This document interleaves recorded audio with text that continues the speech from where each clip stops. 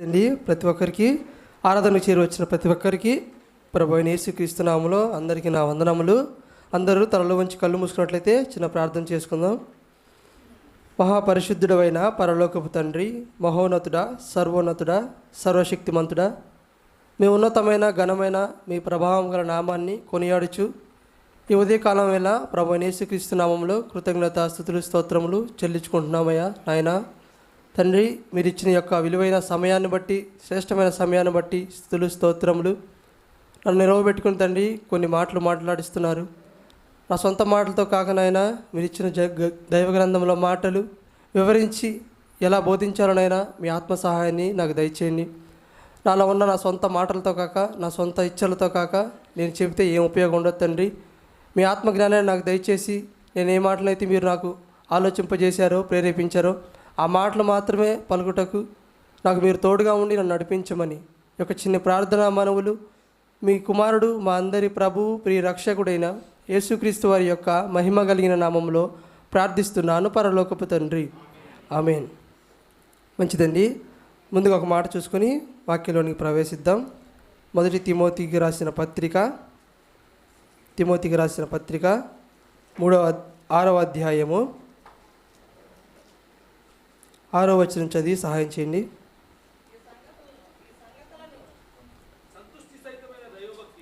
సంతుష్టి సహితమైన దైవభక్తి గొప్ప లాభ సాధనమై ఉన్నది. చాలండి.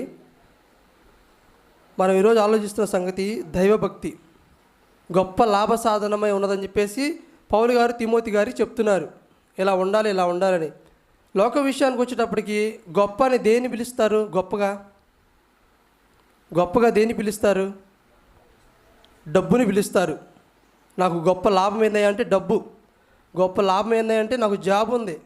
గొప్ప లాభం ఏందంటే నాకు స్థలాలు ఉన్నాయి, పొలాలు ఉన్నాయి. ఇవి గొప్పగా కనపడతా ఉంటాయి. లోకంలో ఇలాంటి గొప్పలు చాలా ఉన్నప్పటికీ కూడా భక్తి అనేది తెలియదు ఆయనకి. భక్తి అంటే దేవుణ్ణి ఎలా ఆరాధించాలో తెలియదు. ఎందుకంటే ఆయన దగ్గర వాక్యం కూడా లేదు. ఒక మాట చూసుకుందాం బైబిల్లో. భక్తి గురించి మాట్లాడుతూ గొప్ప లాభ సాధనం అంటున్నాడు. ఈ గొప్ప లాభ సాధనం అంటే సాధారణంగా మనిషి జీవితానికి కావాల్సిన ఇవే: డబ్బు, వస్తువులు, వస్త్రధారణ, గొప్పగా బంగారాలు, ఆభరణాలు. ఇవి మాత్రమే మనిషికి గొప్పగా కనిపిస్తాయి. ఇవన్నీ ఒక ఆయనకు ఉన్నాయి. ఆయన ఏమంటున్నాడంటే ఇవి అసలు గొప్ప కాదంటున్నాడు. గొప్ప కాదంటున్నాడు. ఇంతకుమించి ఉన్నత స్థితిలో ఉన్నాడు ఆయన. మనం వీటిని పట్టుకుని ఎలకలాడితే గొప్ప అంటున్నాం. ఇవన్నీ ఉన్నాయని అంటున్నాడు. అసలు ఈ గొప్ప కాదంటున్నాడు. ఆయన లేదో కొరత ఉందంట, ఆయన లేదో లోటు ఉందంట. ఆ లోటు తీర్చుకోవడానికి చెప్తున్నాడు. ఆయన ఎలాంటి వాడంటే 100 మంది సైనికుల మీద అధిపతిగా ఉన్నాడు, శతాధిపతి. ఇక్కడ ఇంకో వ్యక్తి చూసుకోవచ్చు. ఈ భక్తి ఏం చేసిద్దంటే నిలకడలేని భక్తి మనిషిని దేవునికి దూరం చేసిద్ది. భక్తి నిలకడైన నిక్కచ్చైన నిజమైన భక్తి దేవుడికి దగ్గర చేసిద్ది. ఈ సృష్టి చూసినప్పుడు కొర్నేలు గారికి అనిపించింది. ఒక మాట చదువుకుందాం. అపోస్తుల కార్యములు 10వ అధ్యాయము. మనిషి దేవుడి దగ్గరికి ఎందుకు రాలేకపోతున్నాడో చూద్దాం. మొదటి మాట చదవండి. 10వ అధ్యాయము. ఇటాలీ పటాలమనబడిన పటాలములో శతాధిపతి అయిన కొర్నేలి అయిన భక్తుపరుడు కైసరులో. చాలండి. ఇక్కడ చూసుకుంటే మనిషి దేనికి అతుకుపోయాడంటే ఈయనకి భక్తి గురించి తెలియదు. క్రీస్తుని వాక్యం లేదు అక్కడ. క్రీస్తు ఎవరో తెలియదు. సృష్టిని చూశాడు. సృష్టి గొప్పగా కనిపించింది. సృష్టిలోంచి వచ్చిన వస్తువులన్నీ గొప్పగా కనిపించినాయి. ఈ సృష్టిలో చూసిన గొప్ప వస్తువులతో తృప్తి లేదు. సృష్టిలో చూసిన ప్రతి వస్తువు గొప్పగా కనిపిస్తుందంటే వీటిని చేసిన దేవుడు ఇంకెంత గొప్పవాడు. ఈ గొప్పగా ఉన్న వాటితో నాకేం తృప్తి కలగట్లా. కానీ ఈ సృష్టిని చేసిన, ఈ వస్తువులు చేసిన ఆయన ఇంకెంత గొప్పవాడని ఆ గొప్ప వైపు చూశాడండి. ఈరోజు మనిషికి దేని గొప్ప వైపు చూస్తున్నాడంటే బంధువులు ఉంటే గొప్ప, డబ్బులుంటే గొప్ప, పలుకుబడి ఉంటే గొప్ప, ఆస్తులుంటే గొప్ప, ఉద్యోగం ఉంటే గొప్ప. ఈ గొప్పలో పడిపోయి గొప్పవాడైన దేవుడిని మర్చిపోతున్నాడు. అది వస్తుంది బాధ. ఇచ్చింది ఎవరు? గొప్పవాడంటే దేవుడు, సర్వోన్నతుడైన దేవుడు. అలాంటి గొప్పవాడు మనల్ని పుట్టించి ఇలాంటి వస్తువులు ఇచ్చినప్పుడు ఇయే గొప్పలకు నీటికి అతుకుపోతున్నాం. సమయానికి మందిరానికి రేనికి రాలేకపోతున్నాం. అంటే ఈ లోకంలో చాలా గొప్పలు ఉన్నాయి. ఈ గొప్పలకు అతుక్కుపోతున్నాం. ఈ గొప్పలకు అతుక్కుపోయి గొప్పవాడైన దేవుణ్ణి ఆరాధించడం మర్చిపోతున్నాం. లాభం, ప్రతి దాంట్లో లాభం కావాలి మనకి. ప్రార్థనలో కూడా చూడండి, అక్కడ చూడండి ఏమన్నాడు, భక్తిపరుడు ఒకడు కైసరేలో ఉండెను. భక్తిపరుడని ఎవరికి పడితే వారికి దేవుడు పేరు ఇవ్వడం. భక్తిపరుడని ఎవరికి ఇస్తా తెలుసా? ఒక దావీదు గారికి ఇచ్చాడు. నా హృదయానుసారుడు, నా ఇష్టానుసారుడు అని ఎవరిని పడితే వాళ్ళని పిలవడం. భక్తిగా చేసేవారినే పిలుస్తాడు. అలాగా తప్పులు సరిచేసుకునేది భక్తి. భక్తి ఉంటే తప్పులు సరిచేసుకుని దగ్గరికి వస్తాం. భక్తి లేకపోతే దేవుడిని విడిచిపెట్టి దూరంగా వెళ్ళిపోతాం. ఈ భక్తి ఎలా బలహీనపడిద్దో తెలుసా? ఈ గొప్పలకు పోయే భక్తి బలహీనత పడేది. ఏదో గొప్పగా ఊహించుకుంటాం, గొప్పగా చేయాలి, దేవుడిని పక్కన పెట్టి అది గొప్ప అనిపించిద్ది. ఆ గొప్ప మనల్ని దేవుడి భక్తికి దూరంగా తీసుకెళ్ళిపోయిద్ది. ఎలా తీసుకెళ్ళిపోయిద్ది అంటే చిన్నగా మొదలైద్ది. దేవుని విడిచిపెడతాం, లోకంలో గొప్ప కోసం పరుగులాడతాం. చిన్నగా స్టార్ట్ అయ్యిద్ది, మెల్లిమెల్లిగా భక్తి తగ్గిద్ది, ప్రార్థన తగ్గిద్ది, బలహీనపడిపోతాం. శ్రమలు, నిందలు, అవమానాలు అనుకుని నేను నిజమైన భక్తిలో ఉన్నాం అనుకుంటాం, కానీ అవి వచ్చింది మన స్వయంకృత అపరాధాల వల్లనే మనకు తెలియదు. ఇంకా ఇక్కడ భక్తిపరుడు ఏం మాట్లాడుతుంటే కిందకి చదువుకుంటూ వస్తే కైసేరేలో ఉండెను. అతడు తన ఇంటి వారందరితో కూడా దేవుని యందు భయభక్తులు కలవాడే ఉండెను. చాలండి, ఇక్కడ చూస్తే ఆ ఇంటి వారందరూ భయభక్తుల్లో ఉన్నారంట. ఆయన ఎవరనుకున్నారు? శతాధిపతి, 100 మంది సైనికులకి అధిపతి. ఆయన పిల్లలు ఎలా ఉన్నారంటే దేవుళ్ళో ఉన్నాడు. ఆయనకి ఏమర్థమైంది? ఆయనకి వాక్యం తెలియదు, ఏమీ తెలియదు. మరి ఎన్ని గొప్పగా ఉన్నాయి. ఒకరోజు నా పేరు పోయిద్ది, ఒకరోజు నాకున్న పదవి పోయిద్ది, ఒకరోజు నాకున్న వీళ్ళందరూ పోతారు. మరి నాకు గొప్ప ఏంది? నాకు ఇంకా లాభం ఏంది? నాకు దేవుడు ఉంటే లాభం. ఇవన్నీ గొప్పగా కనపడుతున్నాయి. ఇవన్నీ చేసిన దేవుడు ఎంత గొప్పవాడు. అలాంటి దేవుడు నా జీవితంలోకి వస్తే నా జీవితం ఇంకా గొప్పగా ఉంటుందని చెప్పేసుకుని మాట్లాడతా పిల్లలను కూడా భక్తిలో పెంచాడండి.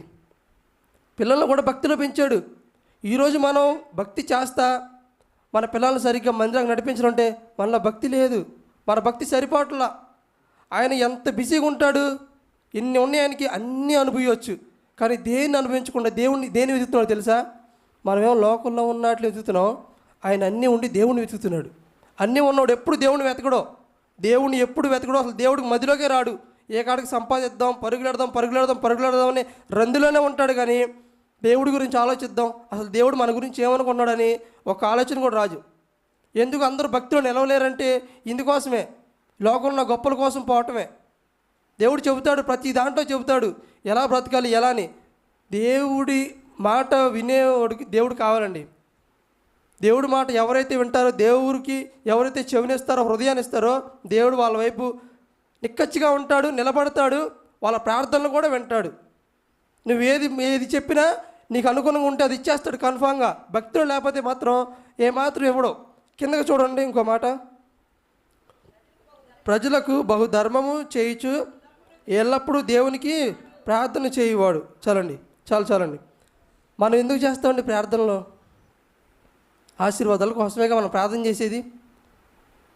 ఆశీర్వాదాల కోసమే చాలామంది ప్రార్థన చేసేది. భక్తి ఎలా అయిందంటే ఇప్పుడు ఆశీర్వాదాల కోసం భక్తి చేస్తున్నారు, కానీ భక్తి చేస్తే ఆశీర్వాదాలు వస్తాయి. అంతవరకే నమ్ముతున్నాం. భక్తికి ఆధారం ఏంటంటే ఆశీర్వాదమే. ఇంకా దేవుడిని మర్చిపోయాడు. నేను చర్చికి వస్తున్నా, మనకి ఏమివ్వాలి? ఇంకా తన ప్రియ కుమారుని ఇచ్చేసాడు కదా, ఇంకేమివ్వాలి? ఎంతోమంది రోడ్ల మీదకి వెళ్తున్నారు, సాయంత్రానికి తిరిగి ఇంటికి రావట్లా. నేను చక్కగా ఇంటికి వచ్చాం, మందిరానికి కూడా వచ్చి కూర్చున్నాం, ఇంకేమి ఇవ్వాలి మనకి? ఎంతోమంది తినడానికి బయట భోజనం లేదు, నేను మంచి ఆహార భోజన పదార్థాలతో తింటున్నాం, మనకి ఇంకేమి ఇవ్వాలి? ఎంతోమందికి కరెంట్ లేదు, మనం ఇంకా టీవీలు కూడా చూస్తున్నాం, మనకి ఇంకేమి ఇవ్వాలి? ఎంతోమందికి బయట బిర్యానీ అంటే ఏందో కూడా తెలియదు ఇప్పుడు కూడా, నేను మంచి బిర్యానీలు తింటున్నాం, ఇంకేమి ఇవ్వాలి మనకి? వీటి కోసమే కదండి మనిషి గొప్పలకు పోయి వెంపర్లాట. ఇది వద్దు అంటున్నాడు దేవుడు, ఈ భక్తి వద్దు. ఇలాగే ఒక ఆయన వెంపర్లాడాడు. యేసుక్రీస్తు ప్రభువారు ఎమ్మడి తిరిగాడు, గొప్ప స్థానాన్ని సంపాదించుకున్నాడు, శిష్యుల్లో ఒకడుగా స్థానం కూడా సంపాదించుకున్నాడు. ఆయన ఎవరో తెలుసా? ఇస్కరియోతు యోధా గారు. ఆయన ఏం చూశాడంటే ప్రభువుకి దగ్గరున్నా కానీ ప్రభువుకి మనసు ఇవ్వాల, ధనం వైపే మనసు ఉంచాడు. అదే నాకు గొప్ప లాభం అనుకున్నాడు. కానీ ఇక్కడ కొర్నేలు గారు ఏమన్నారు తెలుసా? నాకు ఏమి వద్దు, నాకు దేవుడు ఉంటే చాలు, నాకు అదే లాభం. లాభం కోసం పరిగెత్తిన ఆయన ఇస్కరియోతు యోధ, లాభం వస్తున్నా కానీ వద్దన్న ఆయన కొర్నేలి గారు. ఎలా ఉందో తెలుసు ఆయన పరిస్థితి. 100 మంది మీద సైనికుడు అంటే ఏది కావాలంటే అది చేయొచ్చు, ఎక్కడ కావాలంటే అక్కడికి వెళ్ళి రావచ్చు, బిజీగా ఉండొచ్చు. కానీ అలా ఉండలా కొర్నేలి గారు. ఎప్పుడు దేవుని వెతుకుతానే ఉన్నాడు, ఎల్లప్పుడూ ప్రార్థన ఉన్నాడు. చూడండి అక్కడ, ఎల్లప్పుడూ దేవునికి ప్రార్థన చేయువాడు. పగలు ఇంచుమించు 3 గంటల వేళ దేవుని దూత అతని యొద్దకు వచ్చి కొర్నేలి అని పిలుచుట దర్శనమందు తేటగా అతని కనబడెను. అతడు దూత వైపు తేరి చూచి భయపడి ప్రభువా ఏమని అడిగాను. అందుకు దూత, నీ ప్రార్థనలను నీ ధర్మకార్యములను దేవుని జ్ఞాపకార్థంగా చేరినవి. ఇప్పుడు ఎప్పేకు మనుషులను పంపి పేతురు అను మారుపేరు గల సీమోనును పిలిపించుము. అతడు సముద్రపు ధరనున్న సీమోను చర్మకాని ఇంట దిగియున్నాడని అతనితో చెప్పాను. అతనితో మాట్లాడిన దూత వెళ్ళిన పిమ్మట అతడు తన ఇంటి పనివారిలో 2 తన యొద్ద ఎల్లప్పుడూ కనిపెట్టుకుని ఇండువారి భక్తిపరుడు ఒక సైనికుడిని పిలిచి. చాలండి, అక్కడ ఏమో చూడండి, భక్తిపరుడు. ఇక్కడ భక్తిపరుడుగా ఉంది ఎవరండి? కొర్నేలి గారు మాత్రం ఉన్నారు. ఆ కిందకు చూస్తే భక్తిపరులు ఒకరిని పిలిచారంట కొర్నేలి గారు. ఏది భక్తి ప్రభావం? అన్యుడండి, అన్యుడు కొర్నేలి గారు. ఆయనకి భక్తి గురించి అర్థమైంది. ఆయన భక్తి ప్రభావం మీద ఎవరి మీద పడింది తెలుసా? సైనికుడి మీద పడింది. ఈరోజు ఒక ఇంట్లో ఒక అత్తగా నువ్వు ఉంటే నీ ప్రభావం, నీ భక్తి ప్రభావం నీ కోడల మీద పడాలి. నువ్వు కోడలుగా ఉంటే నీ భక్తి ప్రభావం మీ అత్త మీద పడాలి. ఒక తండ్రిగా ఉన్నావా, నీ కొడుకు మీద పడాలి నీ భక్తి ప్రభావం. ఒక తండ్రిగా ఉన్నావా, నీ పిల్లల్ని చూసుకోవాలి. ఆ భక్తి ప్రభావం ఎలా ఉండాలంటే, భక్తి అంటే ఇంక మారిపోయారా అని అలా నిలబడిపోవాలి. కొర్నేలి గారి భక్తి ఎలా ఉందంటే, సైనికుడు సైతం మారి భక్తిపరుడుగా మారాడండి. ఈరోజు మన గురించి చెప్పుకోగలుగుతారా? భక్తిపరుడు ఒకడు ఉన్నాడు నా బిడ్డ అని చెప్పేసి దేవుడు చెప్పుకోగలుగుతాడా? అలాంటి భక్తిలో ఉండాలి. భక్తి ఏం చేస్తుందంటే మెల్లిమెల్లిగా దేవుడికి దూరం చేసిద్ది, లోకాశలు చూపించిద్ది. ఈ లోకాశలు శాశ్వతం అనుకునేలాగా ఉంటాయి. నాకు ఈ లోకంలో గొప్పలా అని చాలామంది మనుషుల్లో ప్రేరేపించబడి ఇలా మాట్లాడతారు. మరి ఏముంది నీకు ఈ లోకంలో లాభం? భక్తి అంటే తిరుగుతున్నావు, ఏమొస్తుంది నీకు భక్తిలో ఉంటే చెప్పు. పలానా వచ్చిద్దా? నా కొడుకు చూసావా, ఇల్లు కట్టాడురా, మొన్న పెళ్లి చేసుకున్నాడు, వాడికి లక్ష రూపాయలు శాలరీ నెలకే, నీకేమొచ్చిందిరా లాభం? నీ బంద ఎప్పుడు ప్రార్థనలో తిరుగుతావు, ఉసిగొలుపుతారు, మాట్లాడతారు. మరి మనకు అనిపించిద్ది మనం లోకంలో ఉన్నాంగా. భక్తిలో లేకపోతే సహజంగా అనిపించేది ఇయే.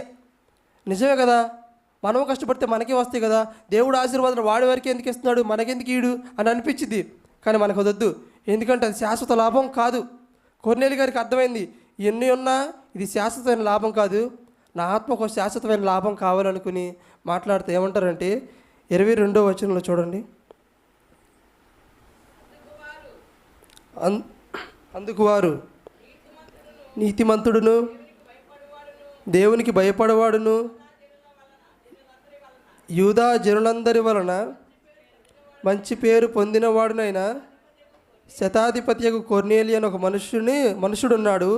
అతడు నిన్ను తన ఇంటికి పిలువనంపించి నీవు చెప్పు మాటలు వినవలని పరిశుద్ధ దూత వలన బోధింపబడినని చెప్పిరి. అప్పుడు అతడు వారిని లోపలికి పిలిచి ఆతిథ్యం ఇచ్చాను. ఇక్కడ చూస్తే 31వ వచనం చదవండి. కొర్నేలి నీ ప్రార్థన నాకు వినబడిన. చాలండి, దేవుడు అనాలి ఈ మాట మనల్ని. మనం నిక్కచ్చిగా భక్తి చేసినప్పుడు నీ ప్రార్థన నేను విన్నా, నీకు కావాల్సి నేను ఇస్తా అనాలి. కొర్నేలి గారు మాట్లాడతా, కొర్నేలి గారికి ఏది కొదువు ఉందో అది దేవుడు తీసుకొచ్చాడు. ఈరోజు మనం లోకంలో ఉన్న వాటి కోసమే, ఎందుకంటే మనకి ఇంట్లో కొదువు ఉంది కాబట్టి మనం లోకం కోసం పరిగెడుతున్నాం, వద్దన్నా కూడా పరిగెడుతున్నాం. అవి మన కొదువు అంటే చచ్చదా కొదువుగానే ఉంటాయి. భక్తిలో ఉంటే ఇక్కడికి ఏమొచ్చింది తెలుసా? ఆశీర్వాదం వచ్చింది. ఎలాంటి ఆశీర్వాదం అనుకున్నారు? నిత్యమైన లాభమైన ఆశీర్వాదం. ఇంటికి రక్షణ వచ్చింది, పరిశుద్ధాత్ముడు వచ్చాడు, ఇంటి వారందరూ మారారు.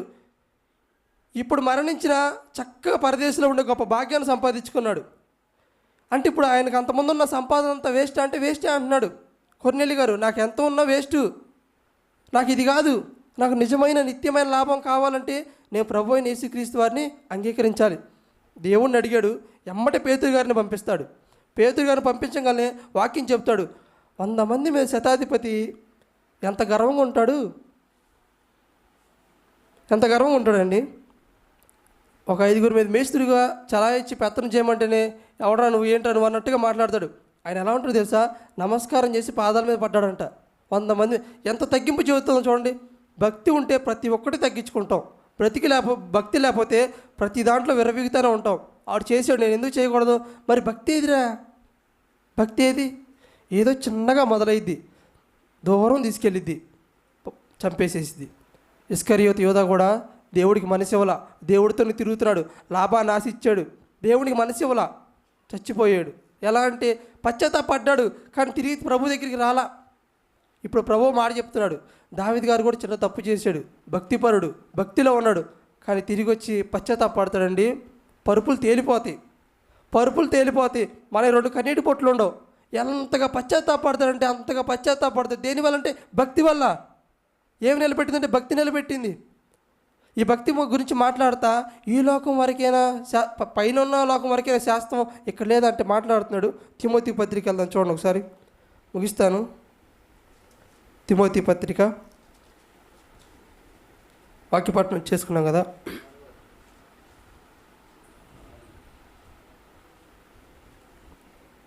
6వ వచనం చదవండి. ఈ సంగతులను సహోదరులకు వివరించిన యెడల నీవు అనుసరించుచు వచ్చిన విశ్వాస సుబోధ సంబంధమైన వాక్యముల చేత పెంపారుచు క్రీస్తు యేసునకు మంచి పరిచారకుడవు అయ్యుందువు. అపవిత్రమైన ముసలమ్మ ముచ్చట్లను విసర్జించి దేవభక్తి విషయంలో నీకు నీవే సాధకం చేసుకొనుము.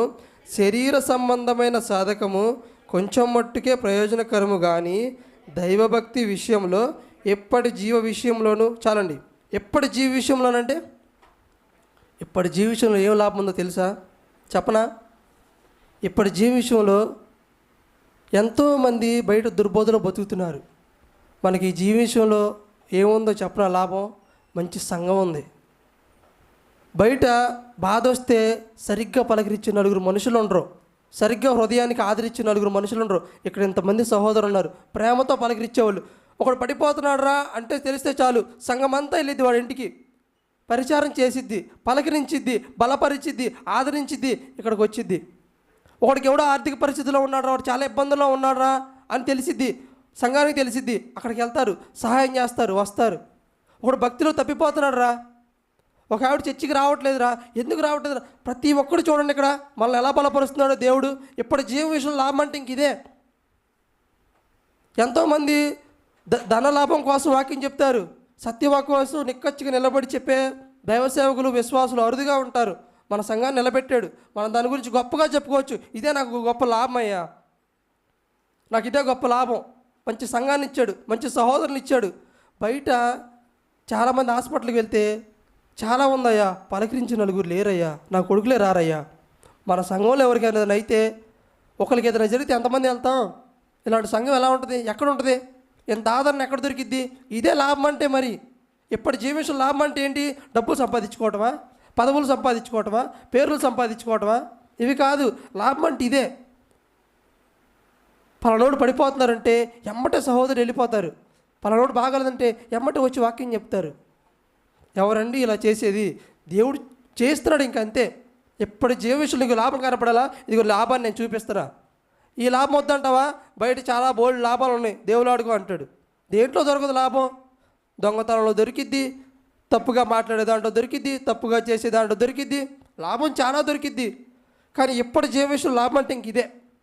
మంచి సంఘంలో ఉన్నాం, మంచి బోధలో ఉన్నాం, మంచి బ్రతుకు బతుకుతున్నాం, మంచి భక్తిలో దేవుడు మనల్ని పెంచి పోషిస్తున్నాడు. ఈ భక్తికి దూరం అయ్యాయి, అప్పుడప్పుడు చిన్నగా తగులుతాయి, ఆ చిన్నవి తీసుకెళ్ళి పెద్దగా అయిపోతాయి, చివరికి భక్తి నుంచి దూరం చేస్తాయి, సంఘం నుంచి దూరం చేస్తాయి. అందుకే గొప్పలకి ఎవరం పోకూడదు. గొప్ప లాభ సాధనం ఏంటంటే క్రీస్తు నా వరకు దేవుడు అర్పించేసాడు, అదే నా జీవితంలో గొప్ప.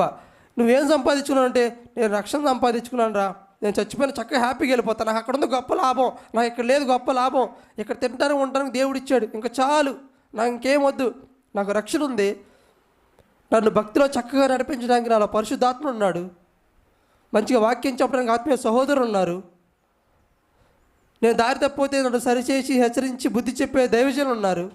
నాకు ఇంకేం కావాలి? ఇంతకుమించి ఏం కావాలి? ఎంతోమంది పిల్లలు బయట చెడిపోతున్నారు, వ్యసనాలకి బానిసలే. కానీ ఈ పిల్లలు చక్కగా దేవుడి మందిరానికి వచ్చి వాక్యాన్ని వింటున్నారు. ఎందును బట్టి? ఇది లాభం కాదా? ఎంతోమంది బయట చెడిపోతున్నారు, పాడు పనులకి, వ్యసనాలకి, అన్నిటికి దారి తెప్పి తిరుగుతున్నారు. కానీ నీ పిల్లలు ఇక్కడ చక్కగా వాక్యం నేర్చుకుంటున్నారు. నీ ఒళ్ళో చక్కగా ఇంత ఇలా ఉన్నారంటే ఎంతమందికి బతుకు లేదు, బయట దుర్వ్యసనాలకి అలవాటు పడి చచ్చిపోతున్నారు బయట. కానీ మన పిల్లలు మన కళ్ళెదురు చక్కగా తిరుగుతున్నారు వాక్యాన్ని బట్టి. ఇది చాలదా మనకు లాభం? ఇంకెందుకంటే లాభం ఏం కావాలి? ఈ పేరు చాలదా? చాలండి. చదివితే ఆ మాట 6వ అధ్యాయంలో ఏముంది? 6వ వచనంలో, సంతుష్టి సహితమైన దైవభక్తి గొప్ప లాభ సాధనమై. చాలు, ఇంక ఇదే మన జీవితానికి. ఇంత మించిన లాభం లేదు, మీరు ఎతికినా దొరకదు. దేవుళ్ళో ఉంటేనే లాభం, దేవుళ్ళో ఉంటేనే సంతృప్తి, దేవుళ్ళో ఉంటేనే గొప్ప. ఎవరి వల్ల మనకి ఈ పేరు వచ్చింది? పలానోడురా చక్కగా ఉంటాడురా, ఆవిడ కూడా ఒకప్పుడు పరమ చండాలుడు. ఎవరిని బట్టి మర్యాద? దేన్ని బట్టి మర్యాద? వాక్యాన్ని బట్టి విలువ, వాక్యాన్ని బట్టి మర్యాద, వాక్యాన్ని బట్టి గొప్ప పిలుపు, వాక్యాన్ని బట్టి గొప్ప మర్యాద. అంతేగాని మనం ఏదో పెద్దగా గొప్పగా పరిచయం చేస్తున్నామని కాదు, వాక్యాన్ని బట్టే. ఎందుకు మారాడు అంటే వాక్యాన్ని బట్టి మారాడు. వాళ్ళు భక్తి ఉంది. భక్తి ఎవరు తెచ్చారు? దేవుడే తెచ్చాడు. నువ్వు ఆ మనసు ఇవ్వాలి ముందల. భక్తిలో చాలామంది దారి తప్పిపోతారు, మనం అలా ఉండకూడదండి. ప్రతి ఒక్కరు సంతృష్టి సహితమైన దైవభక్తి మనకి ఇక్కడ ఇచ్చాడు, రాబో జీవితంలో కూడా ఇచ్చాడు. ఇక్కడ మనం అందరం ఒకరినొకరు చక్కగా గొప్పగా సహోదరులు ఒకరు అంటే ఒకరు యోగ్యంగా ఎంచుకుంటూ యోగ్యంగా ఉండాలని కోరుకుంటూ, ఏమైనా తప్పుగా మాట్లాడితే నాకు క్షమించమని కోరుకుంటూ ఈ యొక్క చిన్న మాటలు ముగిస్తున్నాను. చిన్న ప్రార్థన చేసుకుందాం. మహాపరిశుద్ధుడైన పరలోకపు తండ్రి, సర్వోన్నతుడా, మహోన్నతుడా, మీ సర్వశక్తివంతైన నామానికి క్రీస్తున్నత నామమున స్తుతులు స్తోత్రములు తండ్రి. నాయన, నన్ను నిలవబెట్టుకుని కొన్ని మాటలు మాట్లాడించారు. నేను స్వార్థంతో మాట్లాడితే నాకు క్షమించమని కోరుకుంటూ, నిజంగా మాకు ఈ భూమి మీద ఉన్న లాభం నాయన, ఎంతో గొప్ప విలువైన రక్షణను ఇచ్చారు. నన్ను చక్కగా నడిపించడానికి పరిశుద్ధాత్ముని ఇచ్చారు. అందుని మట్టి స్తోత్రములు నాయన. మంచి సంఘాన్ని ఇచ్చారు, మంచి దైవజన్ని ఇచ్చారు, మంచి సహోదరుని ఇచ్చారు. అందుని బట్టి కృతజ్ఞతాస్తులు క్రీస్తునామంలో చెల్లిస్తూ ఈ యొక్క మాటలు మేమెవరోనైనా తొలగిపోకుండా భక్తిలో బలపడచ్చు, ఇంకా మీలో ఉన్నతంగా ఎదుటకు కృప చూపి సహాయాన్ని దయచేయమని ఒక చిన్న ప్రార్థనా మానవుడు మీ కుమారుడు, మా అందరి ప్రభు, ప్రియ రక్షకుడైన యేసుక్రీస్తు వారి యొక్క ఉన్నతమైన నామంలో ప్రార్థించి అడిగి వేడుకొనిచున్నాం పరలోకపు తండ్రి. మంచిదండి, శ్రద్ధగా